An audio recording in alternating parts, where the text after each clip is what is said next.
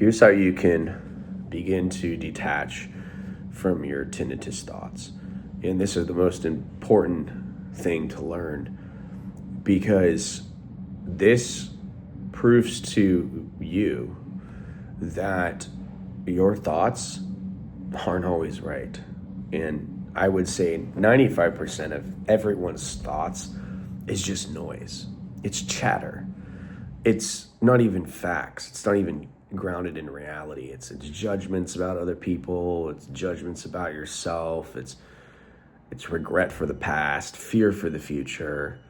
It's trying to run around and build your identity in other things so that you can feel good about yourself. It's just noise, man. Most people's minds are just noise. And thoughts about tinnitus are noise. Unless you train yourself to reframe your thoughts and hold every thought captive. If you just believe the thoughts about tinnitus, if you're suffering from tinnitus and you believe the thoughts about them, you're allowing your mind to cause you suffering that doesn't need to happen. Your suffering doesn't need to happen. And so here's how you detach from your thoughts. You have to practice observing the thought. And when the thought happens, you count to 5. So if a thought comes into your mind, you have to be able to catch the thought. When the thought comes into your mind, it says, you're going to be stuck like this forever. 5, 4, 3, count to 5, 2, 1. And then go about doing something else. Go about continue walking. And the thought might come into your head again. Practice the same process over. This is a very, very simple way of treating a thought like it's a train. The train comes into the train station. You can choose to get on that train, or you can choose to not get on that train. If the train is going to a good place, like mentally a good place, you can get on the train.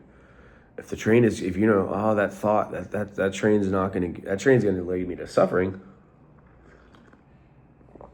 you don't have to get on it. This is a breakthrough, because the more you practice this, the more you realize all of those times that I was suffering with all of these what ifs, I didn't need to actually do that. I could have stopped myself. This is called taking every thought captive. The Bible talks about this. And it's not just in the Bible. Mystics have talked about this. Meditators, Sufis have talked about this as well. Buddhists, a lot of religions have talked about realizing that your thoughts aren't the real you, and that you don't have to believe every thought that comes into your head.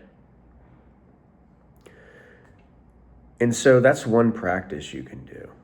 Another practice you can do is you can sit and you can just sit and just stare at the wall, or just stare, or just be like this. Sit and go like this. Close your eyes, open them, it doesn't matter.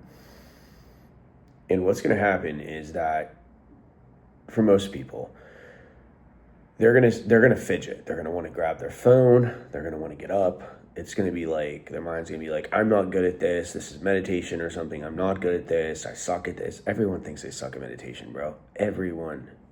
You're not unique in that. But that's exactly the mind that's the mind that you're learning to not obey. The mind that's like, you suck at meditation. Okay, that's a judgment. Is that true? If that voice wasn't there telling you sucked at meditation, you would just be sitting there meditating. You wouldn't be sucking at it. Do you see what I'm saying? Like, learning to be like, cool story, bro, to your own self. Be like, cool story, and and just continue to sit there. You're literally telling your ego, you're not the boss. Like, if I want to sit and meditate, I'm going to sit and meditate. If I want to be happy even though I have tinnitus, I'm going to be happy even though I have tinnitus. If I'm going to stop my tinnitus suffering, well, guess what? I'm not going to suffer with tinnitus anymore because I don't have to. I don't want to. You know, you're beginning to lay the foundation for the life you want to live.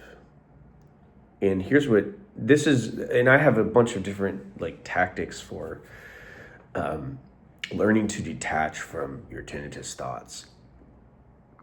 But it's a practice. It's very gradual at first, because at first it's just like it can be so hard to realize that, like, you mean that the suffering from tinnitus was optional? What? Yes, that's exactly what I'm saying. The suffering from tinnitus, however long it's been, if it's been like, if you have not been aware of the fact that you don't have to listen to your mind, you don't have to let every thought drag you to hell and back, then yes, your suffering has been optional.